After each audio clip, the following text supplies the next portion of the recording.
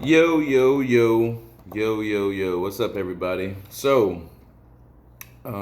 Quick video, real quick. So yesterday, I um, I did a podcast, and it kind of ended with a video about Ann Sarnoff, some of her people, what's kind of some of the stuff they've been doing. A lot of people have been hitting me up to kind of tell me or ask me to um, further explain that shit, right? But check this out. We're going to explain it because I put it in the podcast. I put it when I was talking about the movement, so I can explain it better to you guys what's going on and how it affects us in the movement. But first, I shall silence my phone. Second, I shall get back to explaining to you. Remember the Joker scene? Bam! You bitch! but so yesterday, if you watched the scene at the end of the podcast, a little video, there were some things about Ann Sarnoff, her people, blah blah blah. This organization they're a part of called Circo or something like that.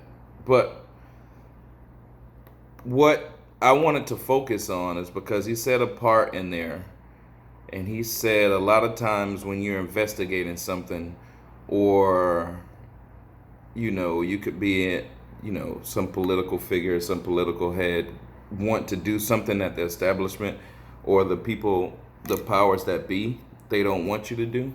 What happens is you get put in what they call a sandbox. A sandbox is not like a sandbox at school, but it's, I guess, like a term or figuratively speaking for a situation where people start surrounding you, right? Whether, in our movement, I consider our group chats, a lot of those group chats are sandboxes. Let me explain. They surround us, they talk to us, they try to steer our opinions certain ways when we get hot on a certain subject. Or they try not only steer our opinions certain ways, try to instigate us and different bullshit arguments. Like what I said yesterday about the Subway thing. Like, Subway donated 150,000 sandwiches on our behalf, right? Now, check this out. We could do that to a lot of fucking companies. We did it for Subway in like 2 hours. They gave us 5 hours. I think we completed it in two. But imagine us feeding the homeless just with our ability to help fucking companies tweet, advertise because we can get you trending. Imagine how many homeless people we could feed, right? Imagine, so you got Zack Snyder highlighting this 9/11 over and over and over, and maybe he's trying to tell us something. Imagine the smart people in this movement, or I think you're all smart, but imagine the people that's into that type of shit get together and help, maybe, I wouldn't say solve the 9/11 case. That's a little bit too big for us. Maybe, I don't know. I can't I can't diminish our abilities. But what I'm saying is maybe help get some people's eyes on it in a certain way. Maybe help not force somebody's hand, but just get some people's eyes on it. Look what we did with Hollywood, yo. Look what we did with these companies that, Warner Brothers, Disney, that tried to bury what we stand for. That's been trying for 2 years to bury it, but we keep popping on out. But sandboxes are made to disrupt that. Talk about dumb shit all day. Fucking argue with people we don't have to argue with.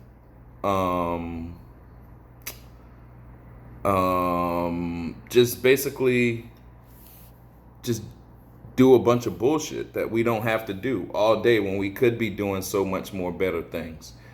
Knowing that, right? Knowing that when we look at our movement and the possibilities of what we could do, when you look at the people in the movement, we're not all 17-year-old trolls on Twitter. We got some cool guys. When you look at that and see what we could have been doing or can still be doing. And now look back and match up each time when the possibility rose. What happened? A fight came out of nowhere. A fucking somebody was offended on Twitter, you know. Somebody in one of those chat rooms was trying to stir you up to go argue at some person who had no whatever, you know, no interest in anything we're talking about. Just do dumb shit, right? So that video yesterday explained how that's done politically.